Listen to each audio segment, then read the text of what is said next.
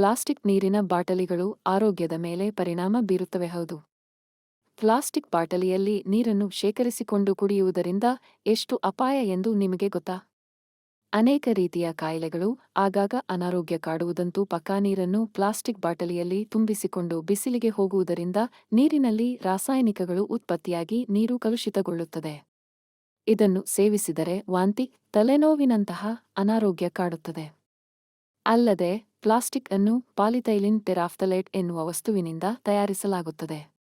ತಾಪಮಾನದ ಕಾರಣದಿಂದ ನೀರು ವಿಷಯುಕ್ತವಾಗುವಂತೆ ಇದು ಮಾಡುತ್ತದೆ. ಇದು ದೇಹಕ್ಕೆ ಹಾನಿಯುಂಟು ಮಾಡುತ್ತದೆ. ಇದು ಅಲ್ಲದೆ ಪ್ಲಾಸ್ಟಿಕ್ ಬಾಟಲಿಗಳು ಹಲವು ಬಣ್ಣಗಳಲ್ಲಿರುತ್ತದೆ.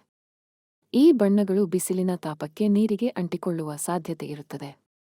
ಇದು ಆರೋಗ್ಯಕ್ಕೆ ಇನ್ನಷ್ಟು ಹಾನಿಯನ್ನು ಉಂಟುಮಾಡುತ್ತವೆ.